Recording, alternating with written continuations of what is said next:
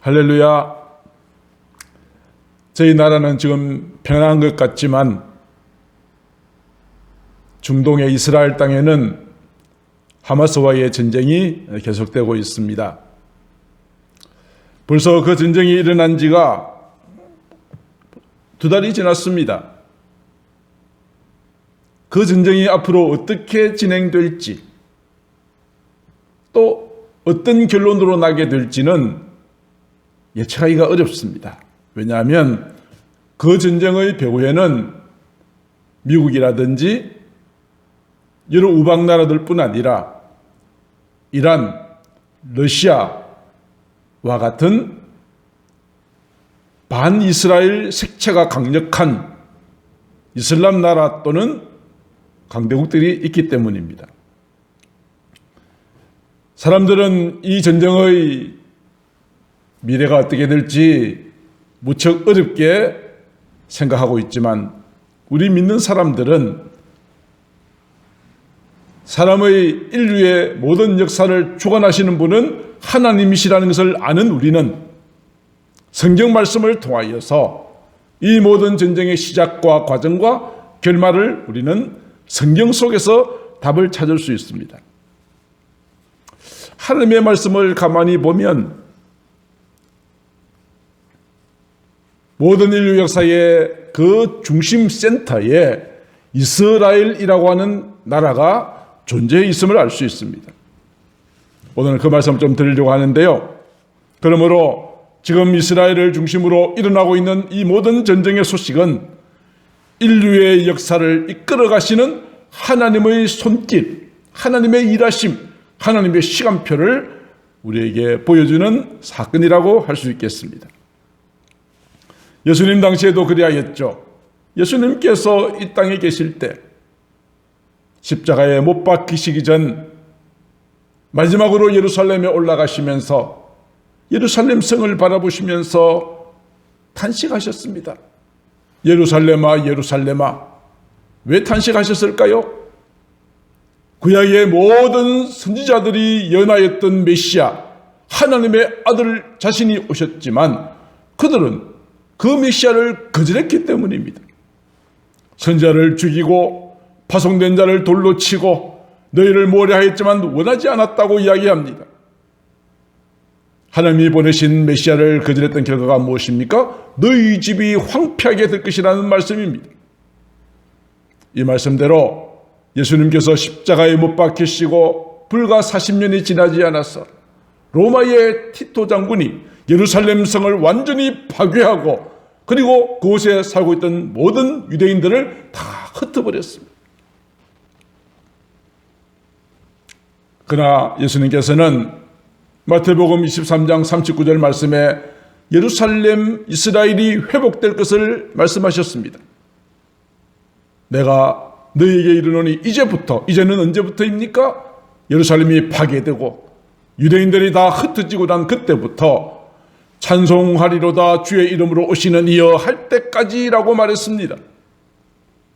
비록 지금은 이스라엘 나라가 완전히 멸망당하고 흩어졌지만 때가 되면 이스라엘을 회복시키시고 우리 주님이 오실 때 주의 이름으로 오시는 이여 우리 주님께서 다시 재림하실 때 회복된 이스라엘 백성들이 주님을 찬송하고 맞이하게 될 것을 말씀하신 것이죠. 그래서 예루살렘의 멸망 여기서 그치는 것이 아니라 이스라엘이 다시 회복될 것과 그 뒤에 우리 주님이 재림하실 것을 말씀하셨던 것입니다. 그러므로 지난 1948년 5월 14일 지금 팔레스타인 그 땅에 이스라엘 나라가 회복되었다는 것은 무슨 의미가 있을까요? 주님의 재림이 가까이 왔다는 가장 확실한 증거가 되어진다고 볼 수 있는 것입니다. 오늘 본문은 에스겔 선지자의 예언입니다. 이스라엘에 대한 많은 예언들이 있지만 특별히 에스겔 선지자는 에스겔서 37장에서 두 가지로 이스라엘을 중심으로 하여서 일어날 일들을 미리 예언하고 있습니다. 에스겔은 지금 바벨론의 포로로 잡혀가 있는 상황입니다. 예루살렘이 멸망당하고 자신은 포로 생활을 하면서 그때 말씀을 받아서 지금 예언하고 있는 것입니다. 포로로 잡혀온 이스라엘 민족들, 그들에게 무슨 소망이 있었겠습니까? 절망에 빠져있는 그들을 향해서 예언 활동을 하던 중에 하나님께서 한 가지의 환상을 보여주셨습니다. 오늘 본문 1절 2절에 보니까 하나님께서 에스겔을 골짜기로 데려가십니다. 갔더니 그곳에는 뼈가 가득합니다. 많은 뼈가 골짜기에 쌓여 있는데 가만히 가까이 가서 보니까 그 뼈는 아주 말라버렸습니다. 만지면 부석부석 가루가 날 정도로 바싹 말라버린 그런 뼈들이 가득한 것을 하나님께서 에스겔에게 보여주셨습니다. 하나님께서 에스겔에게 물으십니다. 에스겔아, 이 뼈들이 살 수 있겠느냐? 에스겔이 볼 때 이 바싹 말라버린 뼈가 살 가능성은 1도 없습니다. 그래서 에스겔은 말합니다. 주 여호와여, 주께서 하시나이다. 그럼 이 환상에서 이 뼈는 무엇을 의미하는 것입니까? 오늘 본문 11절에 보니까 이 뼈들은 이스라엘 온 족속이래요. 지금 이스라엘의 상황이 어떻다는 이야기입니까? 바벨론의 포로로 잡혀왔을 뿐 아니라 앞으로 이스라엘 백성들이 겪게 되어질 모든 상황은 바싹 말라버린 뼈와 같이 희망도 소망도 없는 그런 상태가 된다는 것을 의미하는 것입니다. 그 말씀대로 예루살렘은 멸망당했습니다. 그리고 이스라엘 백성들은 전국 전 세계로 흩어졌습니다.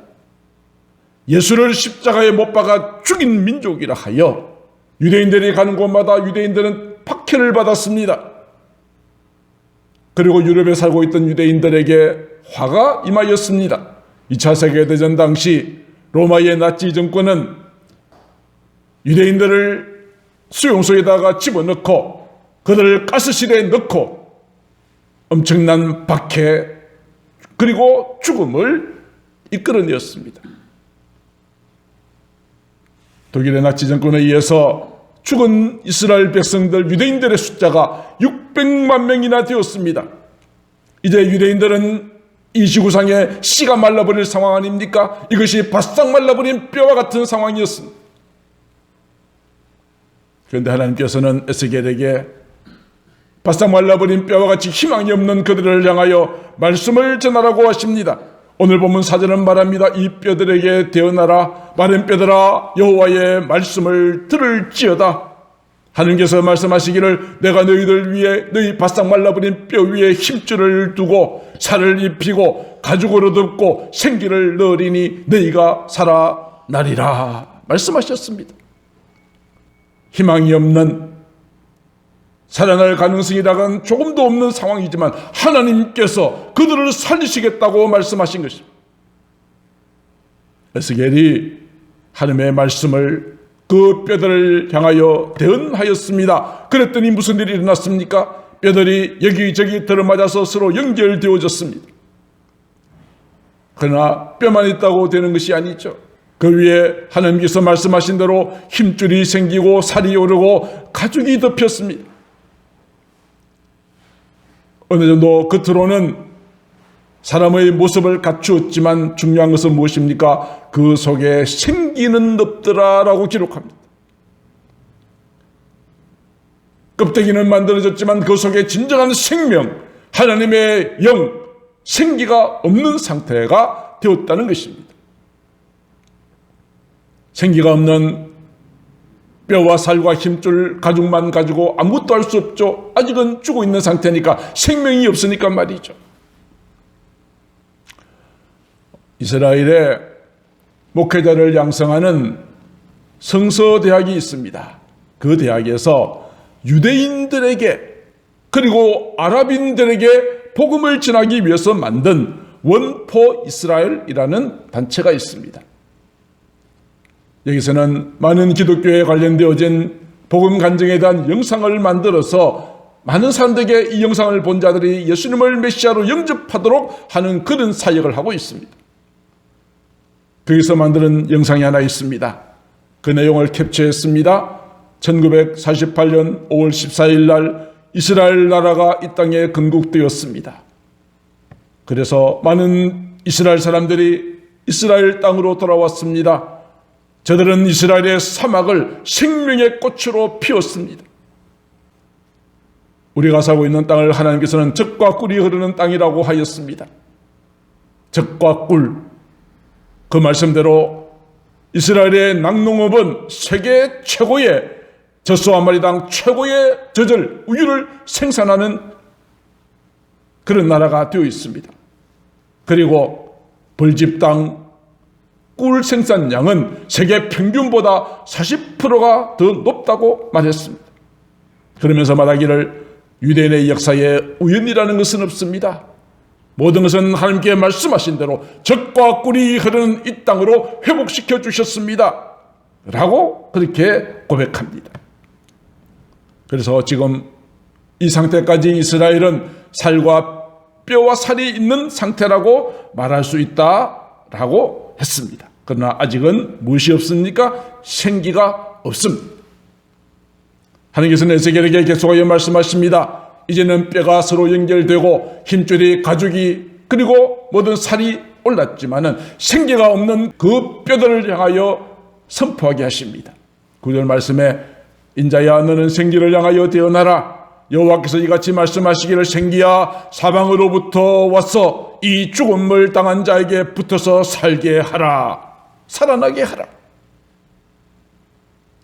에스겔이 그 말씀대로 선포합니다. 선포했더니 무슨 일이 일어났습니까? 다시 생기가 그 속에 들어가니 그들이 다시 살아나서 일어나서 큰 군대가 되었다라고 말합니다. 사랑하는 성도 여러분, 우리가 여기에서 우리가 깨달아야 될 것이 있지 않겠습니까?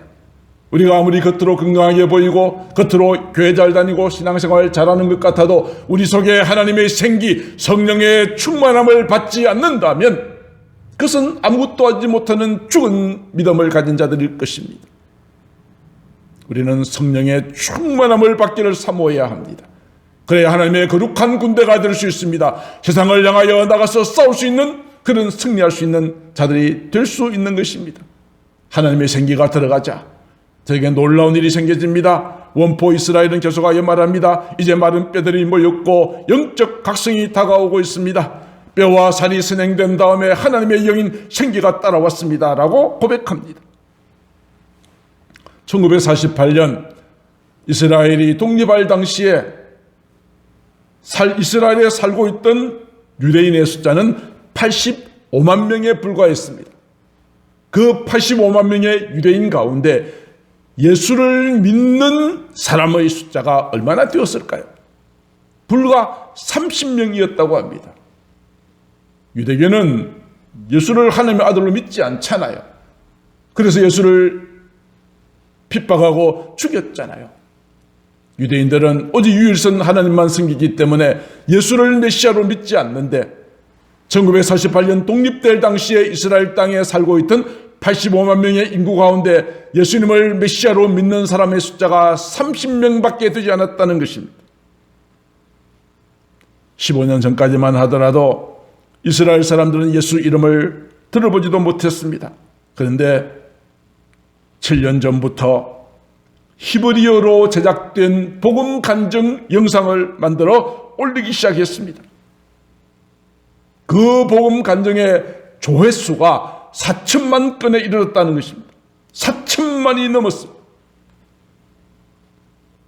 그래서 지난 73년 동안 독립하고 나서 지금까지 하나님께서는 이스라엘에 사는 메시아닉 신도, 즉 예수님을 메시아로 믿는 유대인들의 숫자가 30명에서 3만 명이 넘도록 했습니다.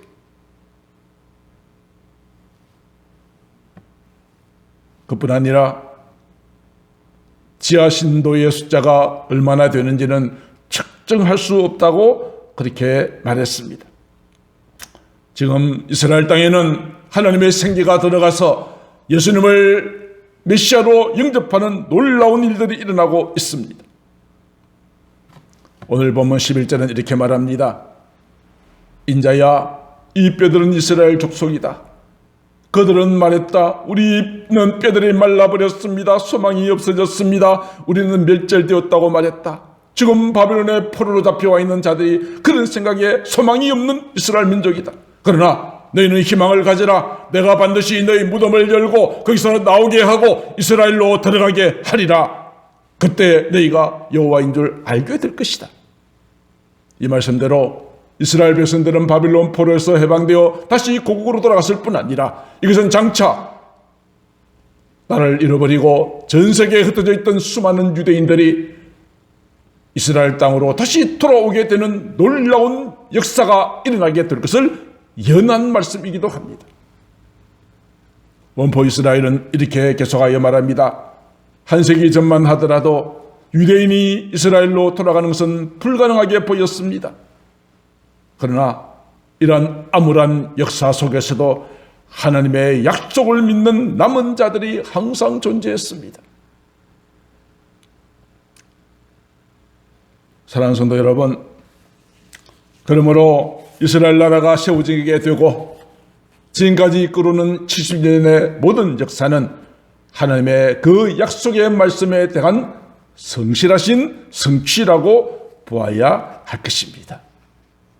지금 이스라엘은 회복되었습니다. 1948년 이스라엘 나라가 독립했습니다. 그곳에 하나님의 생기가 들어갔습니다. 이제 그 이후에 무슨 일이 일어나게 될 것인가 우리가 계속하여 관심 있게 지켜보아야 할 것입니다.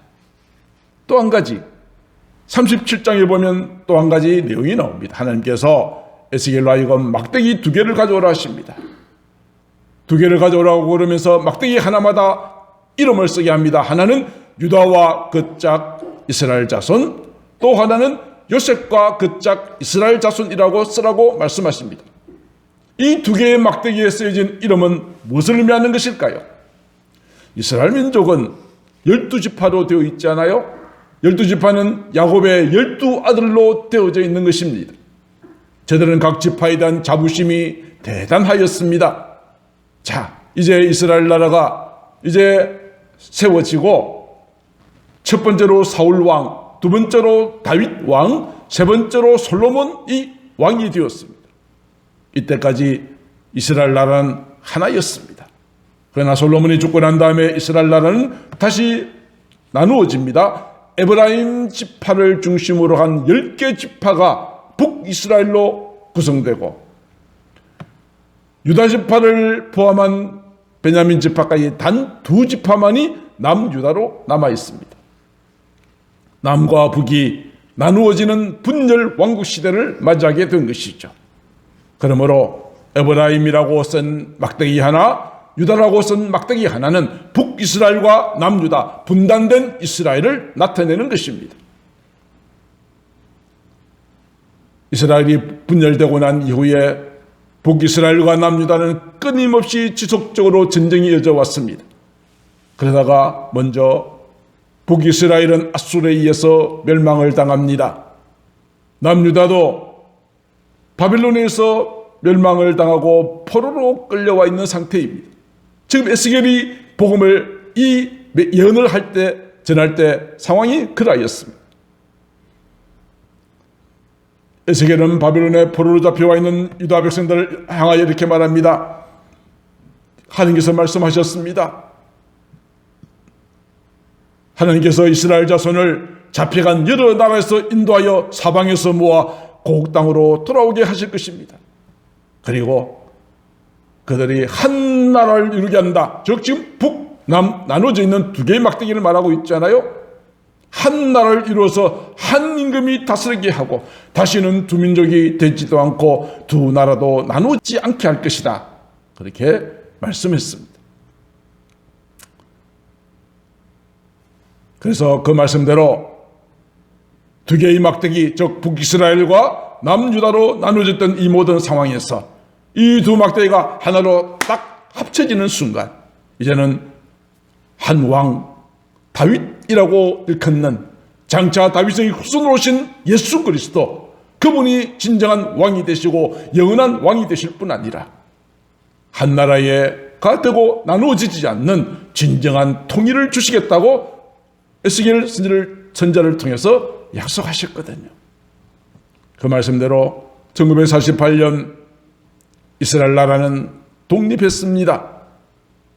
그리고 전 세계에 흩어져 있던 유대인들이 다 모여들었습니다.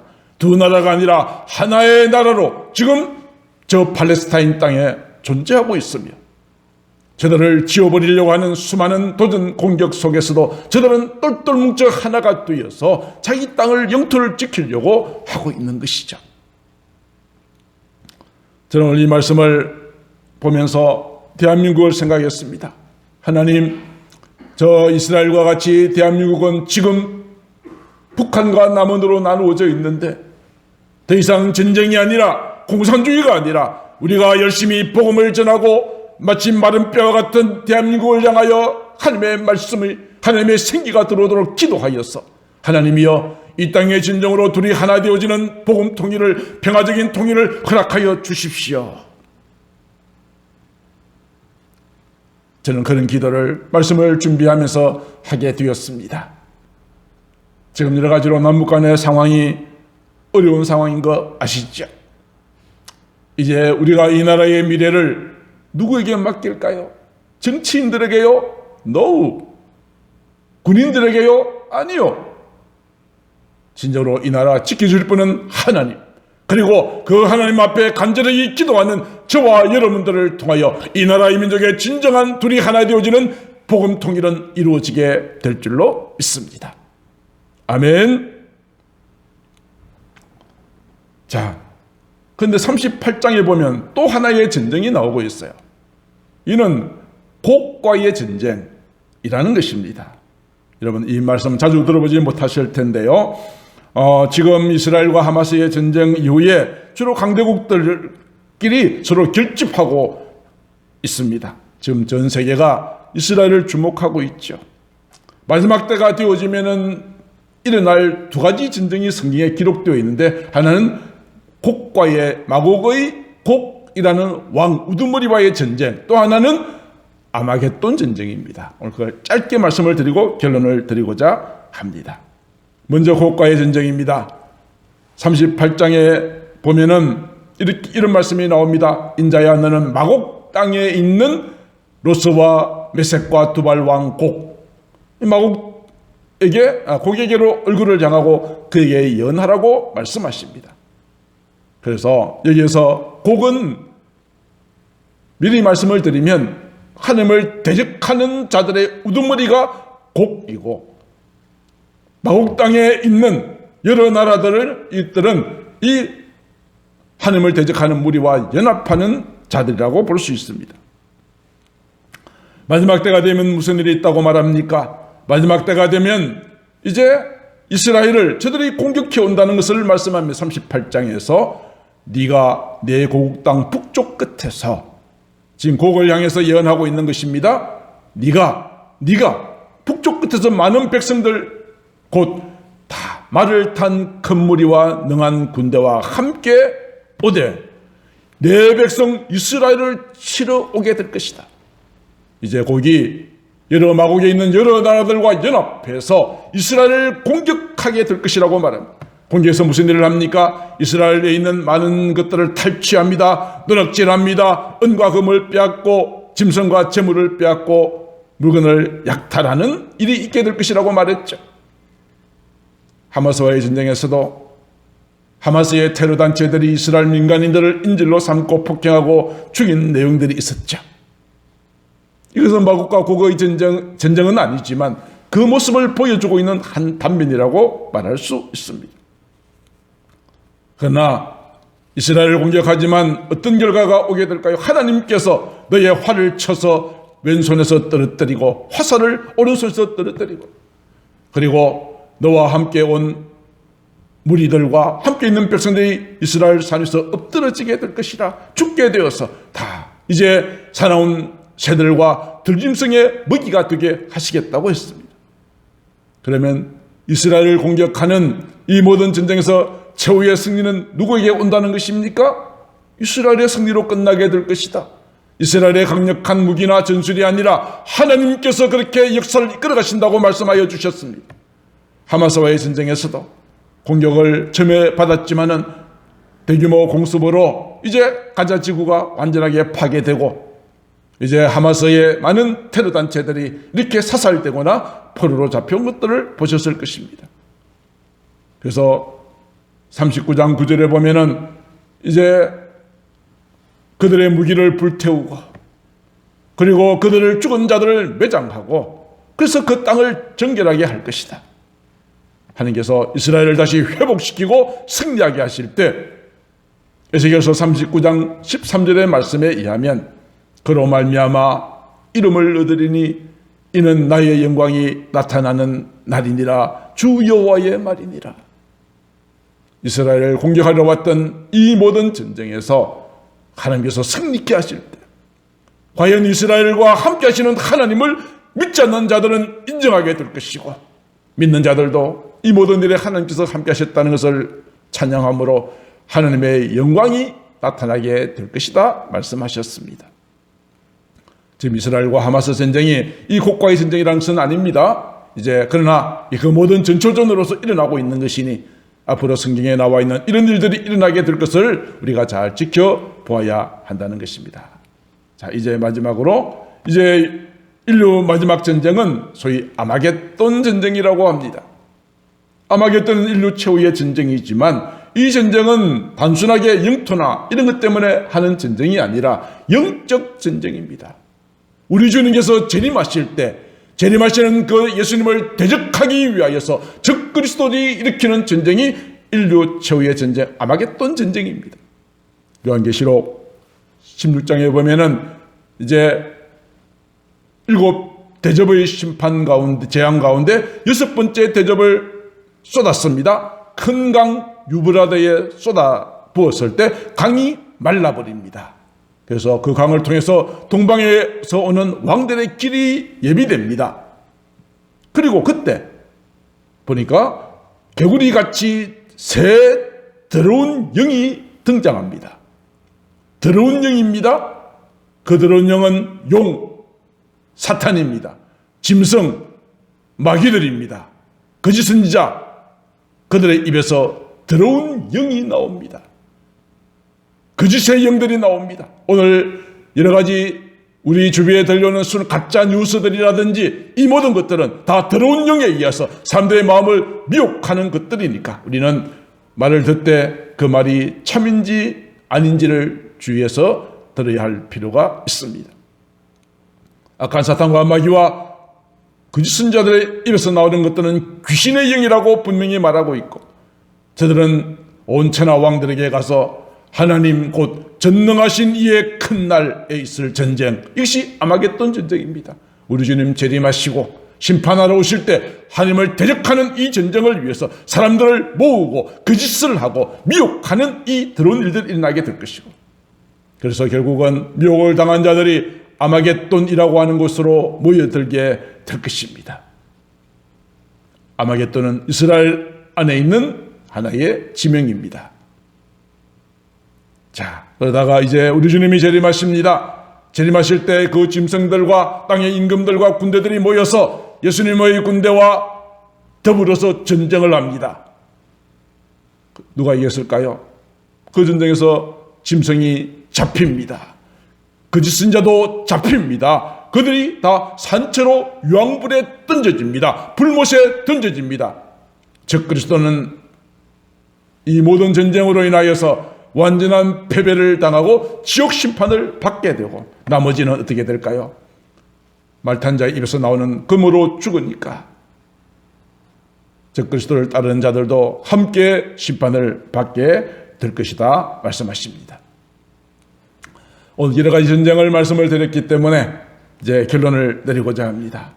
사랑하는 성도 여러분, 이 세상 마지막 심판의 때가 되면 먼저 이스라엘 나라가 공격을 받게 될 것이고 그 다음에 하나님께서 이스라엘 나라를 회복시키실 것이고 그 다음에 예수님이 재림하실 때 아마겟돈이라고 하는 곳에서 전쟁이 일어나게 될 때 그때 최후의 승리를 통하여서 이제 우리를 구원하시는 모든 일들이 완성될 것이고 악한 자들의 심판이 종결되어질 것입니다. 사랑하는 성도 여러분, 오늘 우리는 지금 이스라엘에서 일어나고 있는 이 사건을 그냥 단순하게 하나의 가십이나 아니면 흥미거리로만 볼지 말고 하나님께서 이 모든 전쟁의 역사를 통해서 우리가 깨달을 수 있는 것은 이제 주님 오실 때가, 이 세상 마지막 심판의 때가 가까이 왔구나 하는 것을 우리가 분명하게 인식하시고 하나님의 말씀을 지켜보면서 이 세상 마지막 심판의 날 우리 주님의 재림 때에 잘 준비되어진 순결한 신부의 모습으로 설 수 있게 되기를 주의 이름으로 축복합니다. 찬송하리로다 주의 이름으로 오시는 이여, 기쁨으로 주님을 맞이할 수 있는 마음의 준비를 지금 우리는 이스라엘 중심으로 일어나고 있는 이 모든 사건들을 통해서 다시 한번 각성하시는 기회가 되실 수 있기를 주님의 이름으로 축복합니다. 기도하겠습니다. 사랑하는 하나님 아버지, 이 세상의 인류의 역사는 하나님의 손에 의하여 섭리되고 있고 하나님의 말씀이 그대로 성취되고 이루어지는 것을 우리는 뉴스를 통하여 확인하고 봅니다. 주여, 이스라엘을 중심으로 일어나고 있는 모든 사건들, 우리는 하나님의 말씀으로 이 모든 것들을 지켜보면서 우리 주님 다시 오실 그때 이 세상 마지막 심판의 때가 가까이 왔음을 각성하고 우리가 더욱더 모이기를 힘쓰고 믿음 준비 잘하고 주님 앞에 성령 충만한 가운데 기도 열심히 하는 저희들이 되게 하여 주옵소서. 사랑이 많으신 우리 구주 예수님 이름으로 기도드리옵나이다. 아멘.